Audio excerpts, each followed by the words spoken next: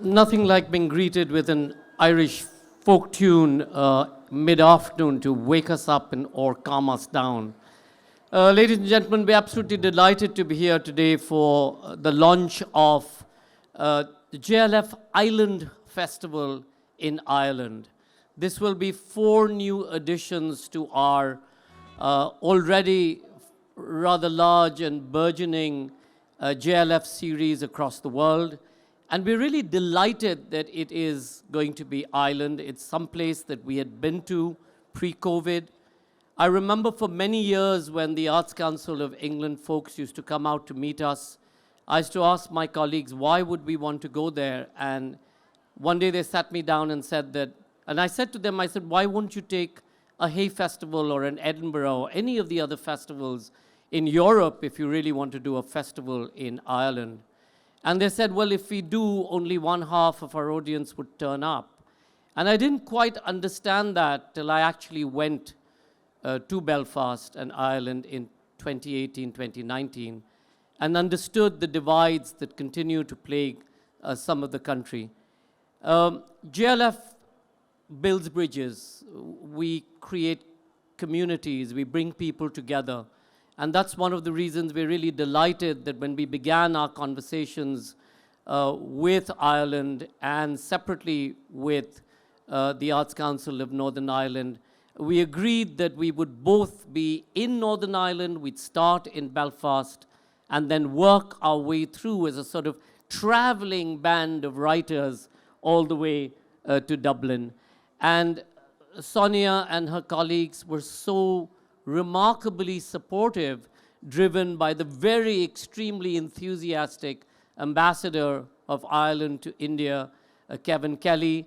And it's really using this reference that we said, let's bring this idea to all of you here, invite you on all our collective behalf. The High Commissioner of the United Kingdom is also here. Lindy has also been a great advocate of doing things together with both sides of both of the countries that are on the island of Ireland. And we're delighted that we're able to make this happen together. So thank you so much for all your collective support. And we look forward to welcoming you to one of the most amazing places. Their gin, by the way, is fabulous.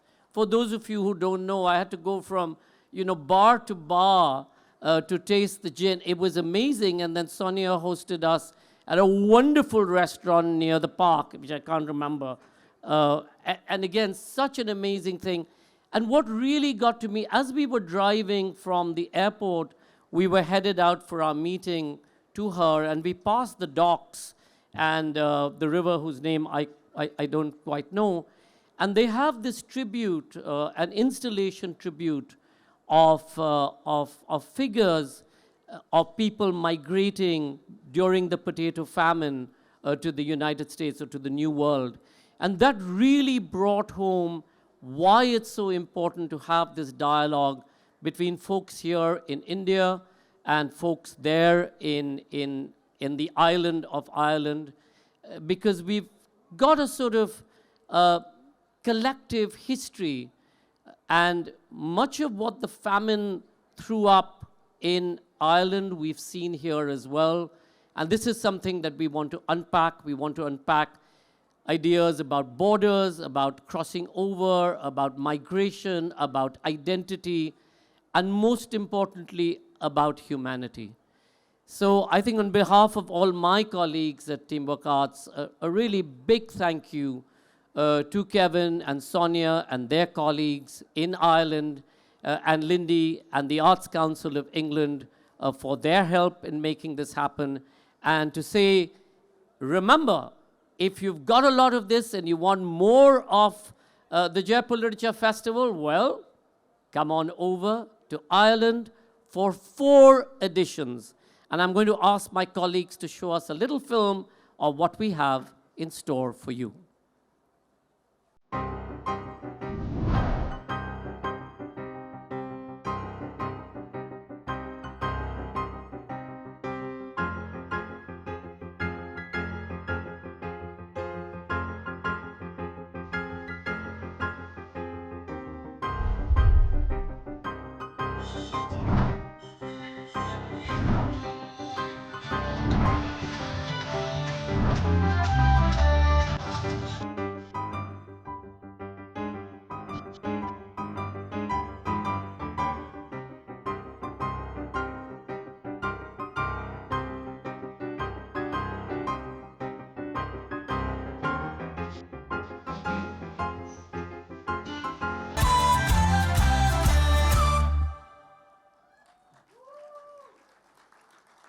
A land of castles, a land of mist, land where the Titanic was built and the Game of Thrones was shot.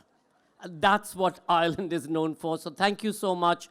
I'm going to invite here, a big thank you to Ivan Roderick for that wonderful piece of fiddling that he did. It was an Irish tune. We tried to figure out which one it was, but we haven't quite figured it out. I'll ask Ivan. Please join me in welcoming Sonya Hyland, the Deputy Secretary General, Department of Foreign Affairs and Trade, to say a few words about this partnership. And again, a big thank you to the Arts Council of Northern Ireland. I got that one right finally.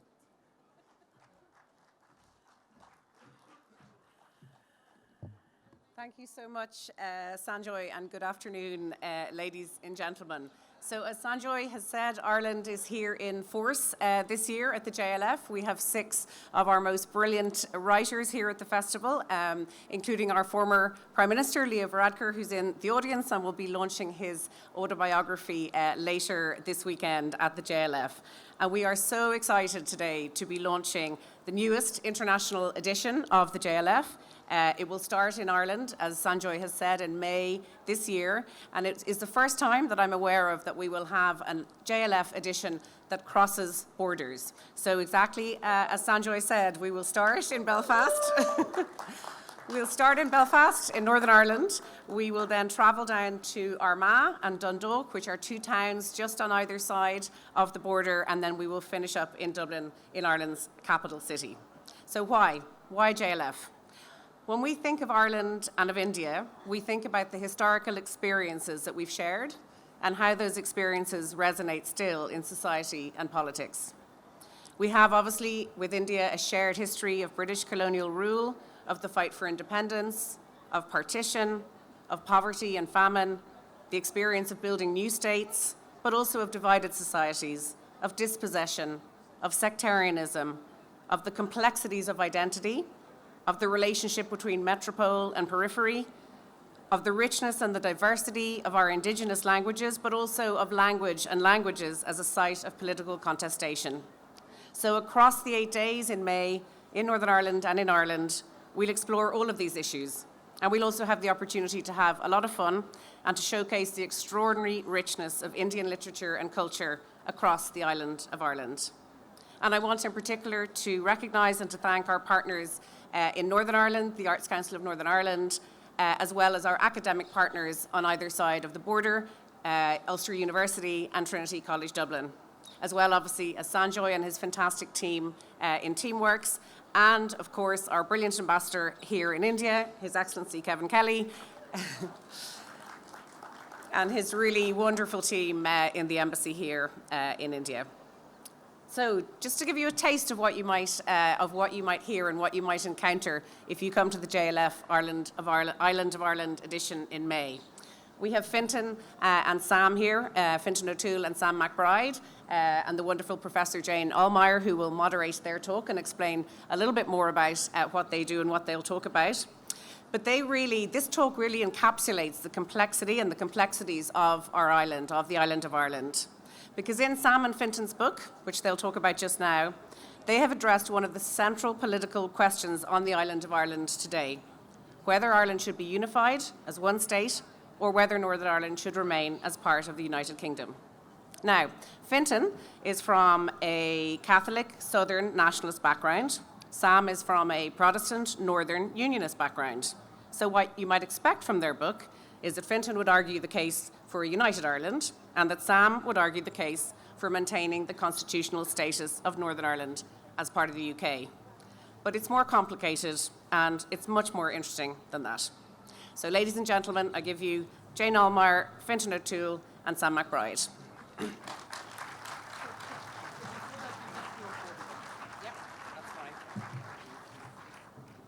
We're just going to do a quick photograph. We're delighted to have with us the former Prime Minister of Ireland. Please welcome High Commissioner to India from the UK, Lindy Cameron, and Ambassador Kevin Kelly. Just in front of the stage.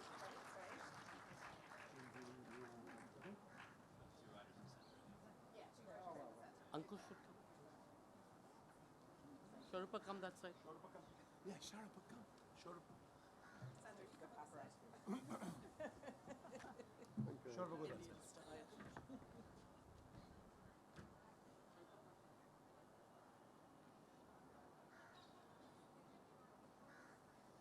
And why is Morris there? Thank you. Thanks. Thank you so much.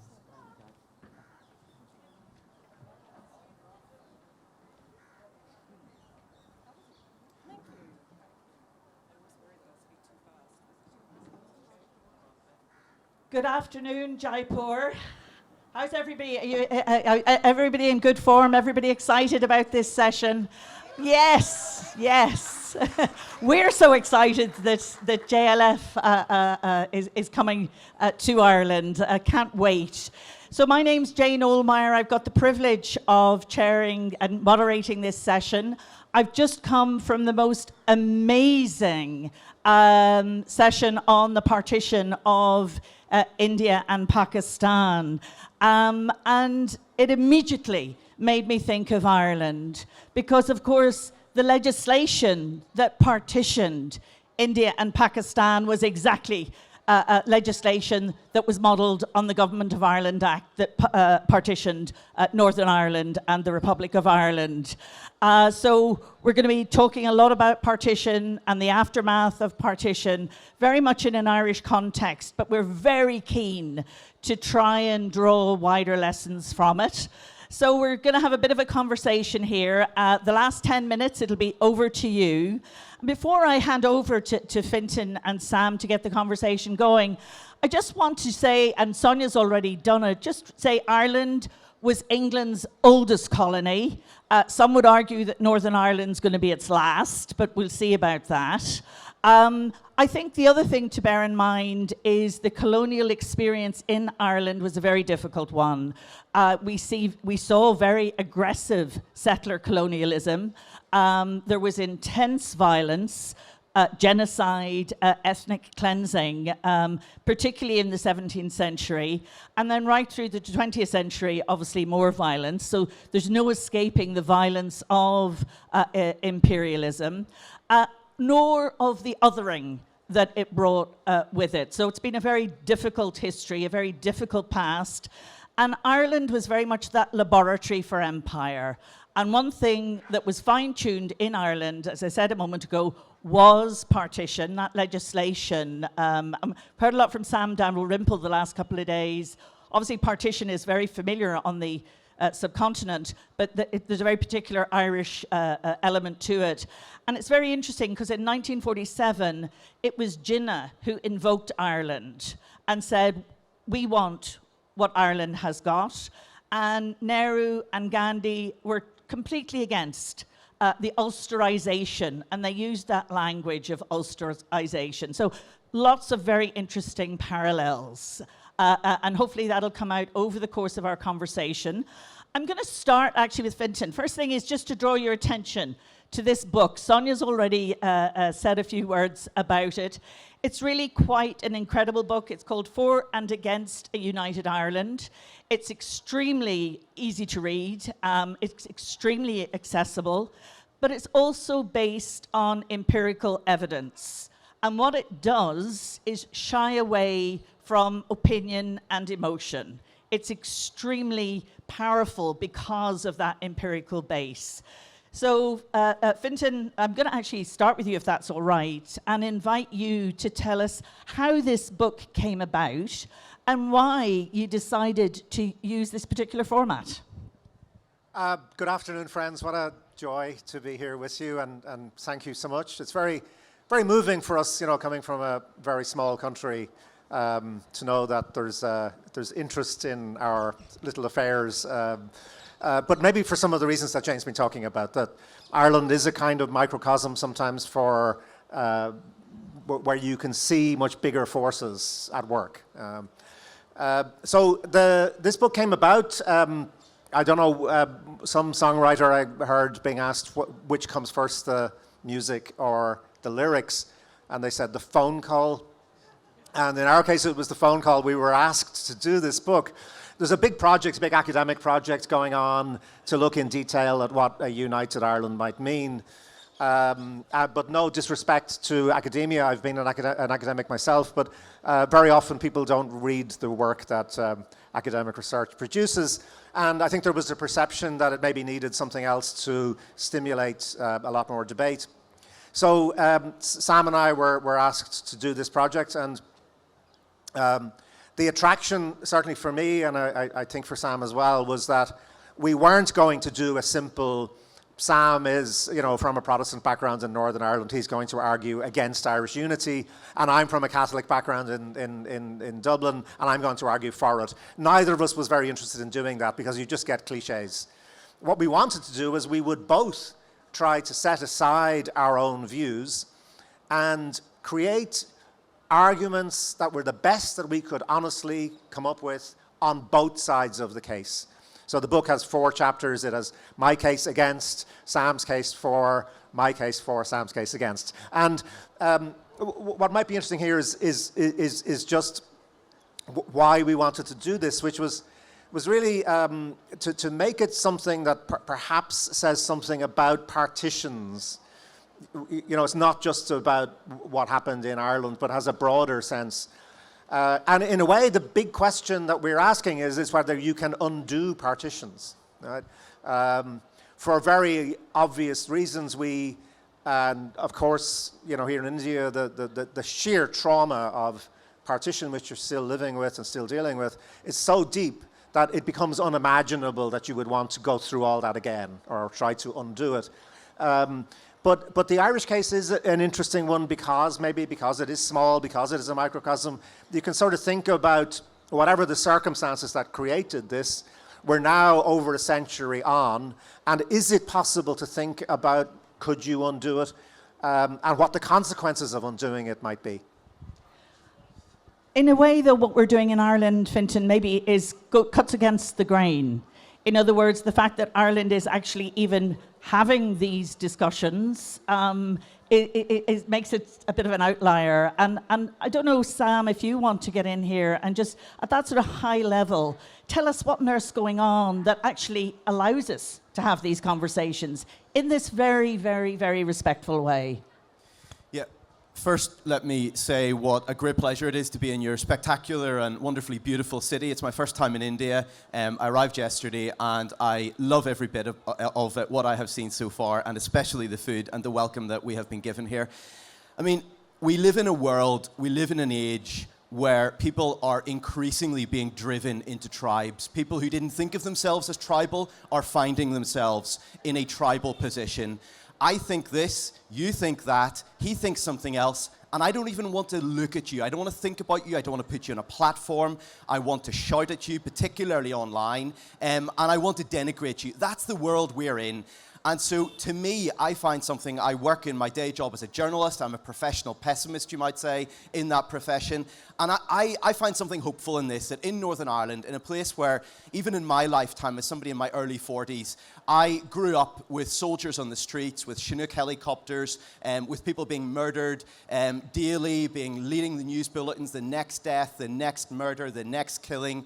To be in a position where Northern Ireland, at this point, is in a place, Ireland as a whole is in a place where we can rationally start to argue about these very emotive issues, things that in other much more sophisticated democracies, you might say, like America, people are struggling to do. I find it quite hopeful that we've been able to do this. It is a very limited project. We have a very limited view on this ourselves, but it's something where we're trying to say, look, set aside your own view. Just think about this rationally.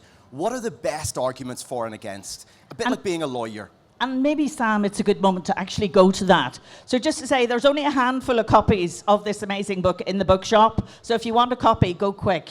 So what I've asked our Sam and Fintan to do is, since most of you won't have had a chance to read the book, is to, just in 60 seconds, to rehearse each chapter. So chapter 1 is the case against a united Ireland by Fintan. So Fintan, can you give us a thumbnail version of your argument? So I could do it in less than 60 seconds. I could do it in 1 second. I could say Brexit. We know what an emotionally driven, up, down, thumbs down referendum on an existential question about the nature of your state, which involves it withdrawing, in the case of Northern Ireland, withdrawing from a larger union. We know what that looks like when it's badly done. And badly done is unprepared.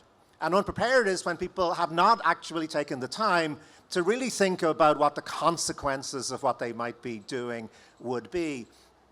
I always think in relation to this, and coming from the Republic of Ireland, most people in the Republic of Ireland say they really want a united Ireland, but when you start asking them about would they pay more taxes, for example, they say no. Would they change their national anthem to, acknowledge the fact that there are a lot of people of British identity who would be in a new Ireland? No. Would they change the flag? No. Would they do anything? No. And so what you're really coming down to is that great line in St. Augustine's Confessions, where he's talking about when he's a young man, he's very sexually active, and then he becomes a Christian, and he feels that he shouldn't be sexually active anymore. So he prays to God, and he says, "Oh God, make me chaste, but not yet." Oh. Really, what I think this is in people's heads as something that they want, but not yet. And that's the case against, I think. Thank you, Fintan. So Sam, follow that with the case for a united Ireland. There's a very simple geographic logic to a small island being organised on a single basis. There is sea all around the island, and if you were looking down from space, you were the first person looking at this island. The most obvious thing to build it public infrastructure, to organise the island's affairs, is to have a central, coherent way of doing that. The line on the map was drawn in a particular way for particular reasons. Lots of those reasons no longer exist, so it's much more straightforward. The Irish Republic is booming economically, culturally, educationally, even in sport. Even the Ireland cricket team sometimes beat England. Maybe not India, but they sometimes beat England. They beat Pakistan. Yes, they did. And so there is this extraordinary possibility. Most nations, most countries in the modern world have come about historically through violence, through war, through extreme violence. We have the unique chance. These are two democratic states. They're prosperous. They respect the rule of law. We have an agreed process whereby we can remake a new country for a new age in peace. That's an extraordinary privilege, something my ancestors didn't have. None of our ancestors, arguably, in some ways had that as straightforwardly as we do. And that is an extraordinarily exciting thing if you're an optimist. It's a chance to have a revolution without the bloodshed. Very powerful. Fintan, back to you. So what's your case for a united Ireland? The case for, essentially, is to say, go back and ask a simple question, which is, why does Northern Ireland exist? Why was this created? And it was created, I would have to admit, even as someone coming from an Irish nationalist background, for 3 very good, solid reasons. One of these was demographic. There was a Protestant majority in the northeast of Ireland which did not wish to be part of an independent Irish state. And so Northern Ireland was created in order to have a Protestant majority forever and ever. And that's the way human beings think. And forever and ever, it turns out in history, doesn't last very long. The Protestant majority is gone, and it's not coming back. Northern Ireland no longer has the majority for which it was created. Secondly, it was created because these places actually were very different. Apart from the sectarian and religious difference, Northern Ireland was an industrial powerhouse. It was one of the most sophisticated places on the planet. Belfast was at the actual cutting edge of contemporary technologies. The Titanic is not a very good example, but it should be, because it was, with its sister ship, the Olympic, the most sophisticated machines ever built in human history at that time. Right? That could not have been done in Dublin. It could not have been done in Cork. The rest of Ireland was largely an agricultural society. That's gone. the South is now a much, much more sophisticated, much more technologically advanced society than the North is. The North has suffered deindustrialization. The South has been a bit lucky because it wasn't that industrialized in the first place, so it didn't have to deal with deindustrialization. So that's changed, and that's changed everything. They're very similar societies in terms of both being urban, both being societies in which people are leading very similar kinds of lives. So that difference is gone. And the third reason why Northern Ireland existed was to do with the cynicism of British politics. It suited the conservative movements in Britain to ally themselves with Northern Protestants and to make this a big identity issue in England. They didn't give a damn about the consequences for Ireland. And when you came to Brexit, to go back to that, it turned out they didn't give a damn anymore anyway, because they were all the surveys during the Brexit disaster showed that people who voted for Brexit, if they were asked, if losing Northern Ireland is a price to be paid for Brexit, is that okay? About 2/3 of them said, yeah, that's fine. We don't really want them anymore. So the reasons for this thing to exist are gone, and therefore you have to start thinking about something new. Last chapter 4 is you, Sam, for the case against a united Ireland. Please, 60 seconds. Fintan is very impressive, but let me tell you why he's wrong in his very persuasive arguments. If the border didn't exist right now, nobody would probably create it. They certainly wouldn't create it where it is right now, but we cannot make the world as we wish it had been. We can only deal with the world as we've inherited it, and so the question that we have to confront ourselves with is, would it make life better or worse if we removed that line on a map? The line on the map now is not like the border between India and Pakistan. It's not like almost any border in the world. There's no passport control. There is almost nothing that changes. The money that you spend changes from pound sterling into euros. The road markings change, but it's seamless. People work across it. They live across it. They love across it. I mean, it is something that is not what it once was. So if we're going to get rid of that, we have to ask, is it worth the risk that what happened in the history of Ireland, going back hundreds of years, violence, disruption, massive economic problems that we've seen with Brexit, which was leaving a trading club, is it worth that for the benefit that there is to come? And at the moment, there is no plan for Irish unity. There is no coherent argument as to what it would even mean. And so there is this potential that we take something that has been progressively, over my lifetime, getting better, and it's an act of hubris, it's an act of conceit. It's people of my generation and younger saying, we're better than our parents, we're better than our grandparents, we can't do the things they did. Well, we can. That's what history tells us. And completely appreciate what you're saying there, Sam, but a moment ago you were quite optimistic and quite positive.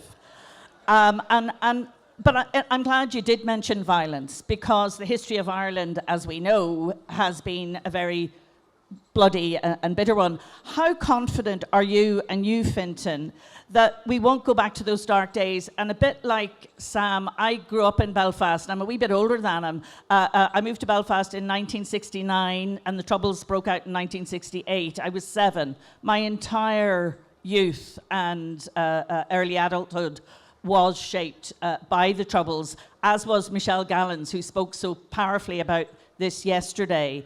And it's that deep-seated anxiety around a return to violence. The fireworks last night, I jumped. There was a backfire there. I jumped. Why? Because it takes me back. It's a trigger. So maybe just briefly 2 things to be said about violence. One is that, of course, that possibility is there.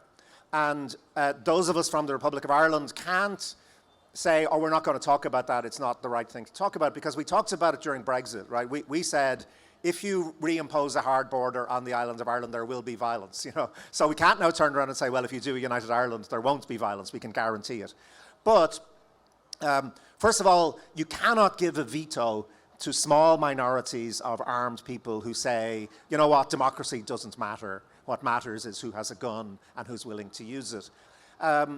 The extraordinary experience that we've had with these discussions that we've been doing is we did an event in Belfast for school students, young people, and they were fantastic, and they asked lots of really interesting questions. They asked 190 different questions they put in, and not one of them was about violence. They didn't ask a question about it. And that, to me, was one of the most moving moments I've had in my 67 years, because it meant they haven't grown up with it. They're not thinking about it. However, the other side of that is it's a bit scary, because maybe we should be thinking about it and thinking about how do you deal with it? What do you do if that possibility arises? But the last thing to say about this is it all depends not on the outcome of all of this, but on the process. How do we do it? How do we engage? You have to have the optimism that it's possible to engage in rational judgment, collective judgment that involves all the community in talking about this and making people feel that, whatever happens in the end, you have been listened to, you have been heard, you have been taken seriously, and you will continue to be heard and taken seriously, whatever the outcome is. If you can do that, then actually you take away an awful lot of, as Mao Zedong would have put it, the water in which the fish of violent people will swim. Yeah, so the experience in America a few years ago where Donald Trump clearly lost an election and claimed that he had won it and convinced an extraordinary percentage of the American population, intelligent, rational people who have a deep experience of democracy, who don't have the tribalism that we have in the island of Ireland. That scares me. As somebody who lives in Belfast, who has got young children, who wants them to have a better life than I had, or that my parents had, or my grandparents have, things have been getting better over the last number of decades. Belfast is a great place to live. If you haven't come and see it. It's a safe city. It's a welcoming city. It's an amazing place for all its problems. But beneath the surface, there is this darkness. There are these paramilitary gangs. They still exist. And what scares me is that if you had a border poll that was bungled, if there was a narrow vote for Irish unity, let's say by 1,000 votes, by 10,000 votes, and there were arguments that was stolen, it doesn't actually matter whether it was stolen or not. That's what Donald Trump shows us. If people believe that, and in the social media age of algorithms driving us into these tribes, that is what the potential is that lies before us. Those people need to be dealt with. And the final thing I'll say is this. The scariest stat that I came across when I was researching the book was that these loyalist and pro-British paramilitaries that still exist in peacetime in Northern Ireland are estimated to have about 12,500 members in Belfast, in Northern Ireland today. That's double the number of members of the Irish Army. Ireland is a neutral country. In many ways, that's an amazing thing you could say. It's not a country that goes to war. It doesn't think it has got enemies who are going to come and invade. There are many positives to that. One of the downsides of that is if it all goes badly wrong, there is nobody to stand in the line and stop people being massacred. That's a very powerful thought. I just want to reflect for a moment on the impact that this book has had. And just to also, while we're doing that, pay tribute to the Irish government. And it happened along Leo Varadkar was mentioned earlier on your watch, Leo, and maybe you'll be talking about this as well. The Irish government has something called the Shared Island Initiative, which is really trying to get these conversations going across North and South. But this book has somehow captured imaginations in a very, very exciting way. Tell us what you feel the impact has been so far, Fintan. What's actually been very encouraging about this, and Sam talked about this earlier, but we live in a very, very toxic climate in terms of discussing any kind of emotional issues. We live in a world where the far right in its various guises, is very deliberately backing the idea of polarization, everything being split into them and us. Why? Because it's the easiest thing to do. The great advantage of them and us is that you know who they are, and then you don't really have to know who you are, right? We're not them. And that's the world we live in. So it's very interesting to do a sort of very public project which doesn't tell people what to think, which doesn't say to them, you've got to be on this side or that side of an argument, and which actually, the only thing we're trying to say to people is there are good arguments on both sides. You couldn't do a book like this if there wasn't substance to very different kinds of arguments. And actually, it's been very encouraging because one of the things I think we found is that just as a model for a way to discuss these very emotive issues, this kind of idea might work for lots of different things. Because it respects readers, it respects audiences. It respects the idea that's at the heart of democracy, which is judgment. Democracy, when it comes down to it, is a gamble. It's a huge bet on the capacity of so-called ordinary people to judge things, to make decisions. And I think what we've found is that there's a possibility that that might be much more alive than we give it credit for. And that actually there is a hunger on the part of citizens to be respected and to engage in this process of trying to make their minds up in an informed way without being shouted at, without being pointed at, without being demonized on either side of an argument. So we're going to move to the audience in a moment, but just in terms of finishing up, I'd really love you, Sam, if you wouldn't mind, to just pick up on what Fintan has said there.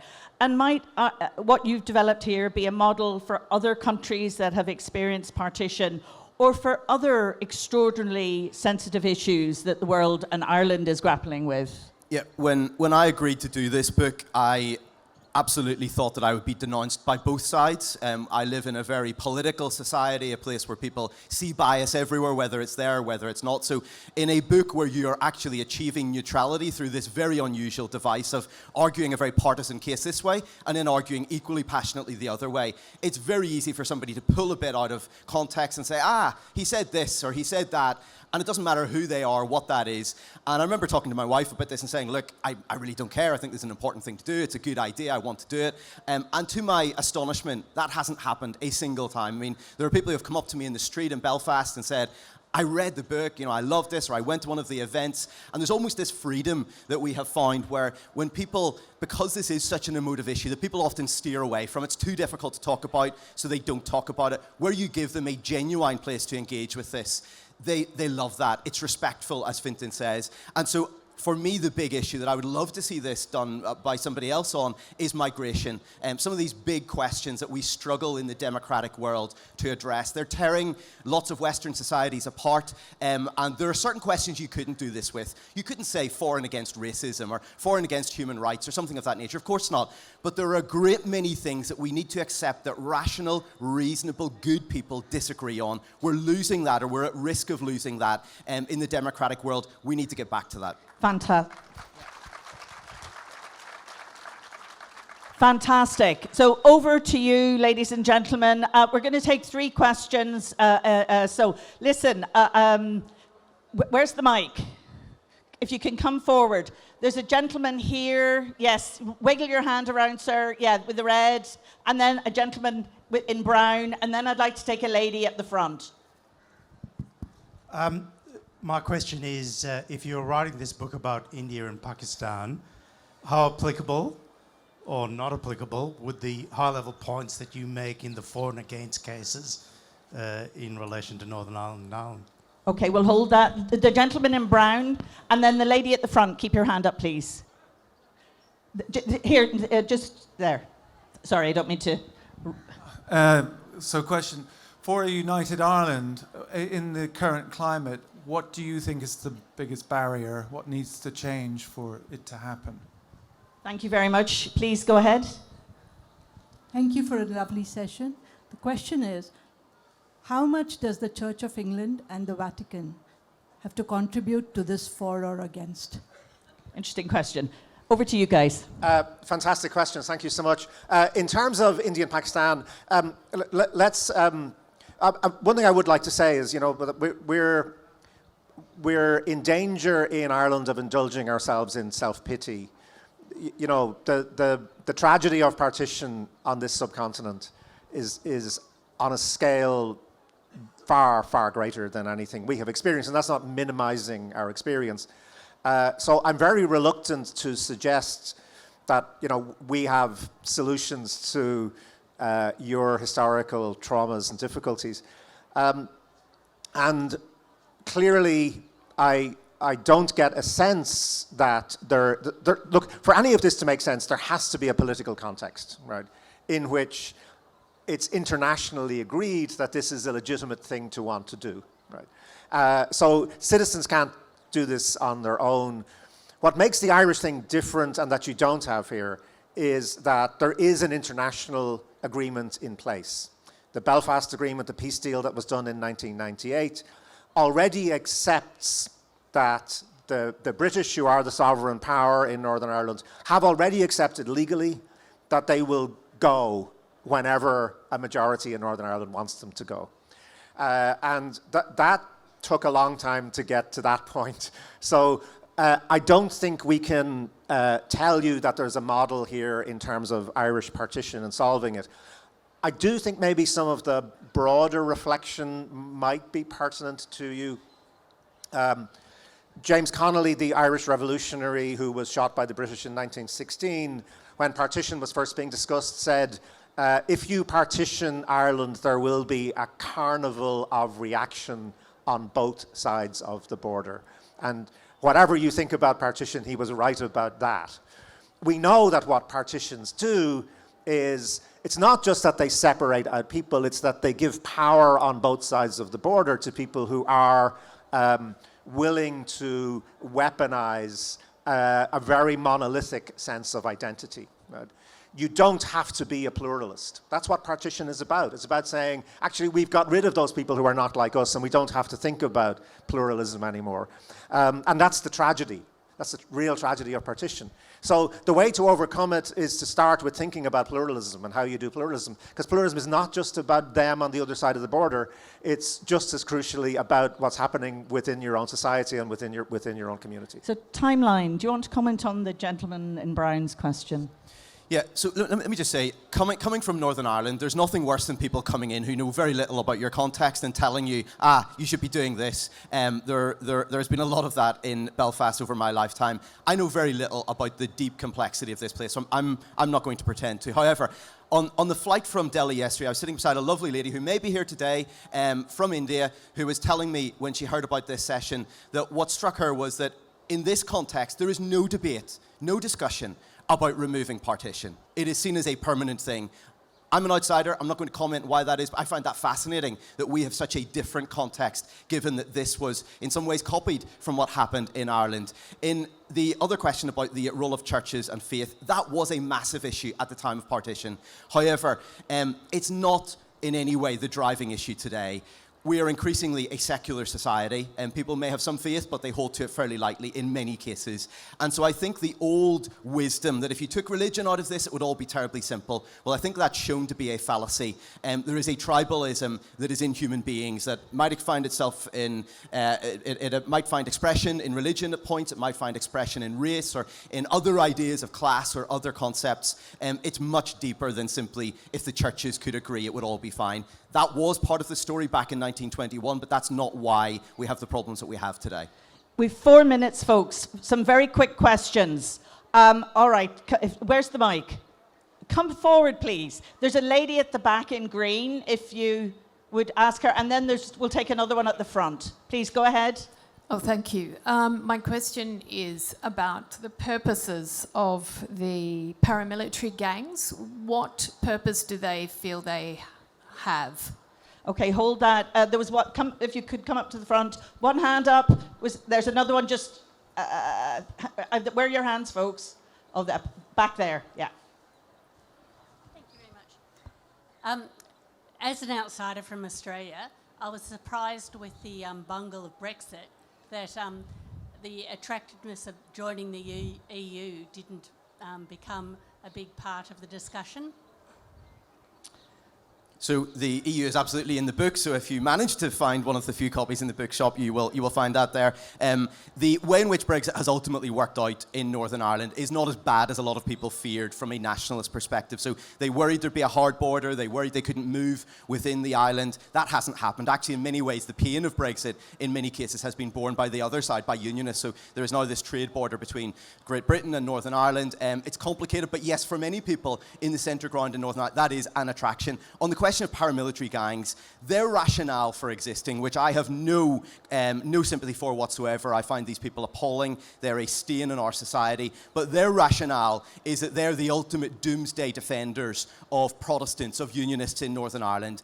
If there is a crisis, they will step in, they will save people from being massacred, they will stop a united Ireland. And the danger in Ireland is that we venerate people in the past who were violent without any mandate on both sides, in unionism and in nationalism. Sometimes that's seen as a harmless thing. For many people, it is a harmless thing. For these people, the ancestral memory they fall back on is that in a crisis of this constitutional nature, what you do is you shoot somebody, and even if you have no democratic mandate and you're unpopular at the time, later on, you will be venerated, you will be praised.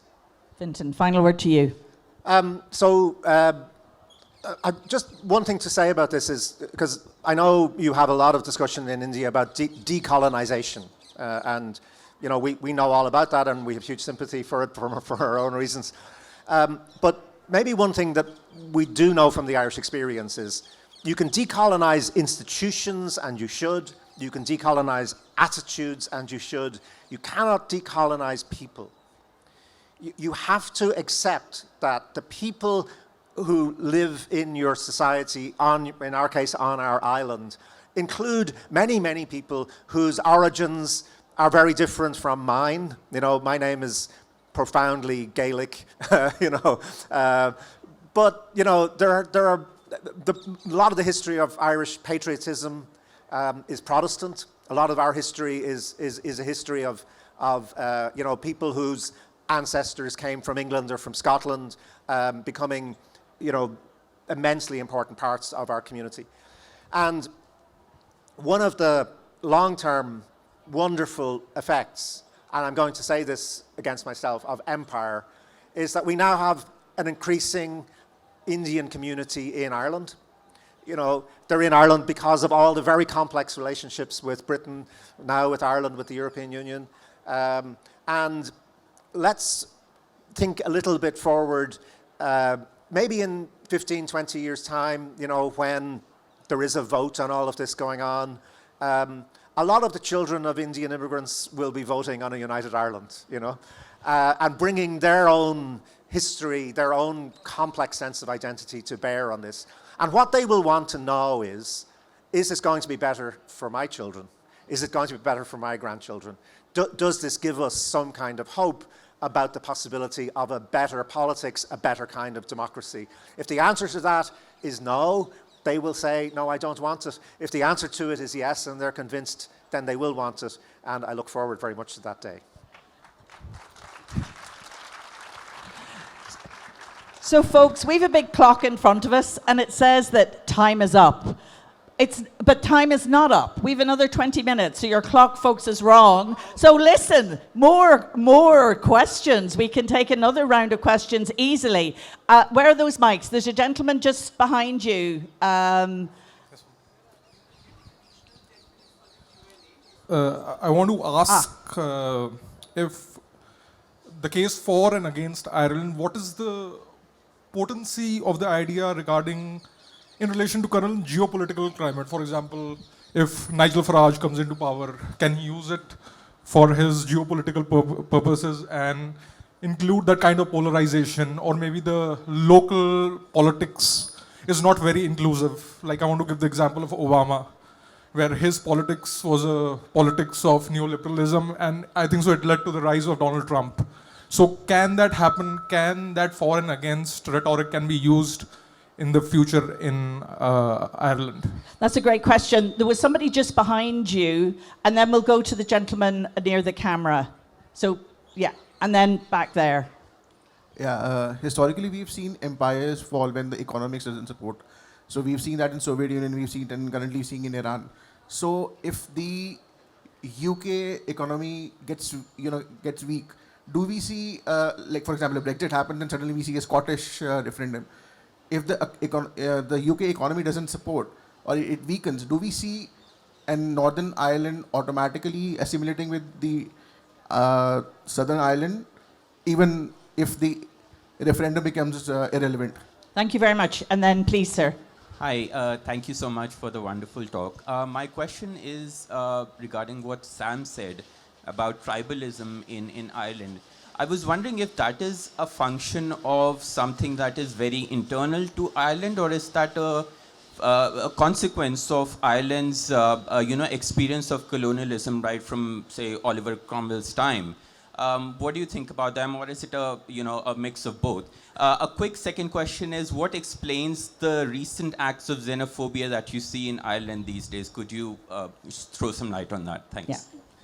Why don't you take the specific one and then the parody and take the others? Remind me of the question. I've forgotten the first question in recalling the second question, sorry.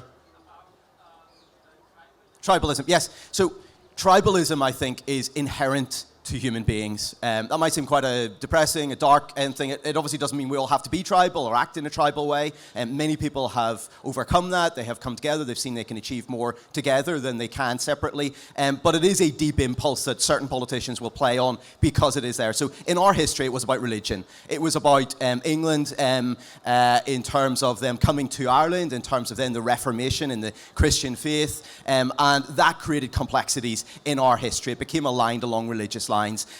But once it's there, it takes on a life of its own. So as I said, it's not really about that today. It's not about people arguing over transubstantiation or their deep theological views about the Christian faith. For the vast majority of people, that is not the case. It's about who they feel they are, their personal identity, their sense of patriotism. In terms of that, in terms of xenophobia, let me say this: there have been some very dark incidents north and south of the Irish border over the last number of years in terms of migration and in terms of how migrants have been attacked or have been mistreated. But as a journalist, I know that while that is absolutely true, journalism reports what's an aberration from the norm. So millions of people will travel on the roads across India today. They'll get there safely. That's not news. If somebody crashes and there's a bad smash and lots of people are dead, that is news. It doesn't mean that everybody dies. And so we have to understand news by understanding what it is. My son plays cricket. He's 9. Half the people in his team are Indian kids. They're brilliant. He loves them. He goes to a school which is very multicultural. It's different to the Northern Ireland I grew up in. And the final thing I'll say is this. I thought it was amazing that when there were attacks on Indians in particular in Dublin last year, in what was, I think, quite an isolated incident, but it was dark and it was dreadful, Kevin O'Brien, the former Irish cricketer, came out and denounced that and had the authority for people who have any love of that game to say, look, I've played there, I know these people, they're good people, it's a great country, this is disgusting, it's appalling. So there is value to these things that bring us together, like sport and other elements, like the arts, like books.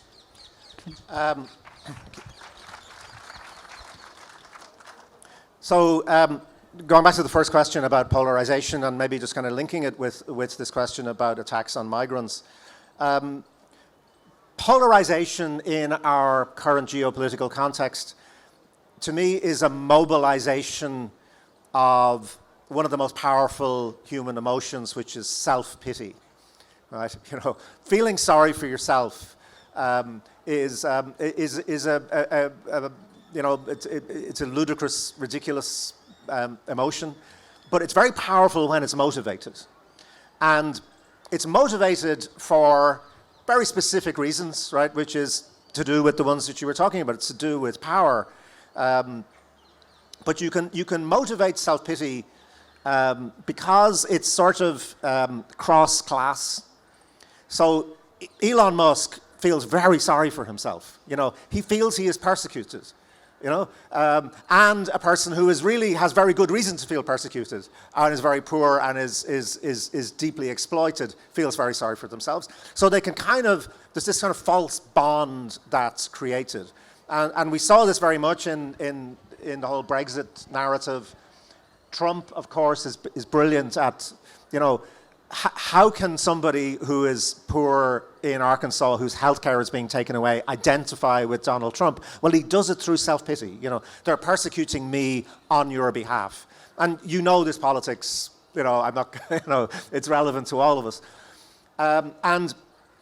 The corollary of self-pity is they're doing it to us, you know, and of course, what it takes away is the genuine and justified anger at the grotesque inequalities that have been created, particularly in the new tech era. You know, it has multiplied inequality.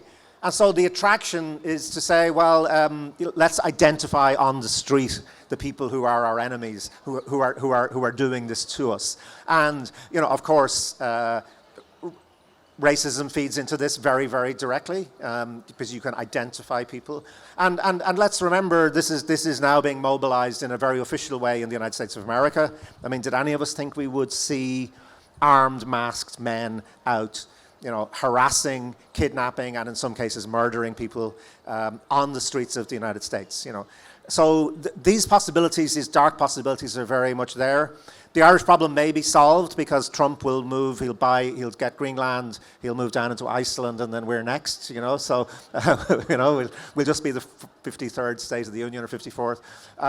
But to be serious about it, this is exactly the challenge. And what we need to be talking about in relation to all of this is, it's not just a sort of generalized appeal to tolerance and niceness.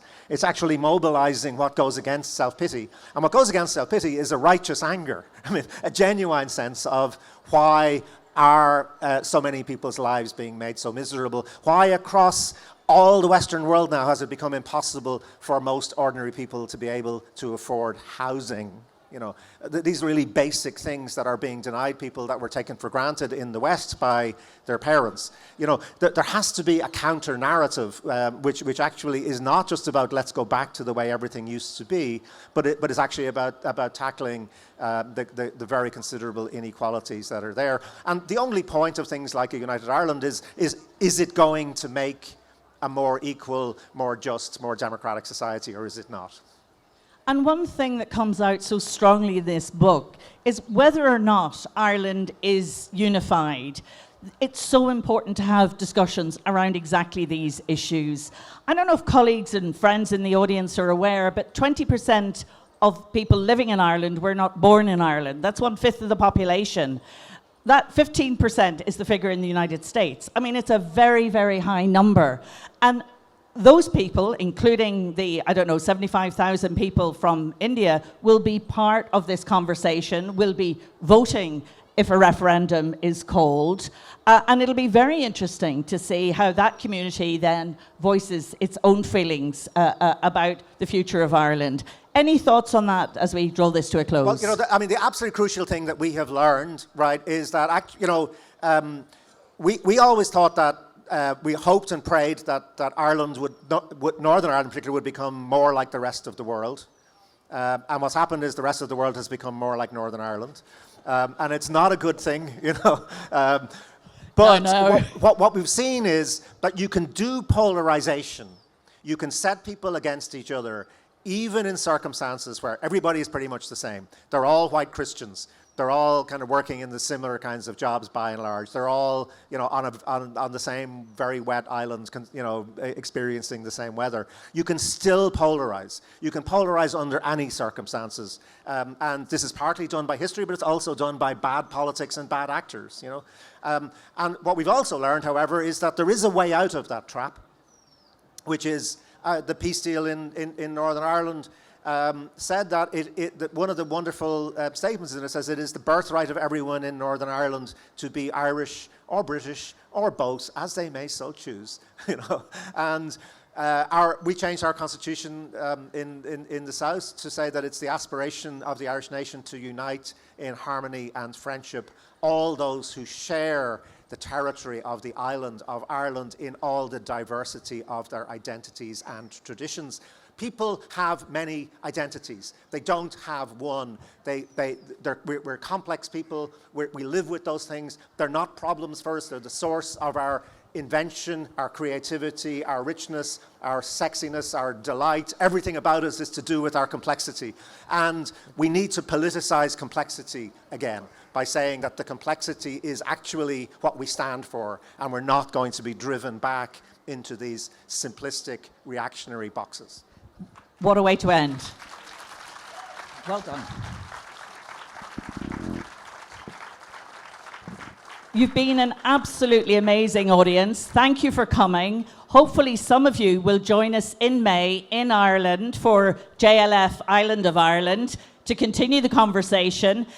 Fintan and Sam will be over signing the few copies of the book that are in the bookshop, if there are any left, or if you just want to continue the conversation with them. So on all of our behalfs, can we just thank our two amazing speakers again. Well done. Thank you.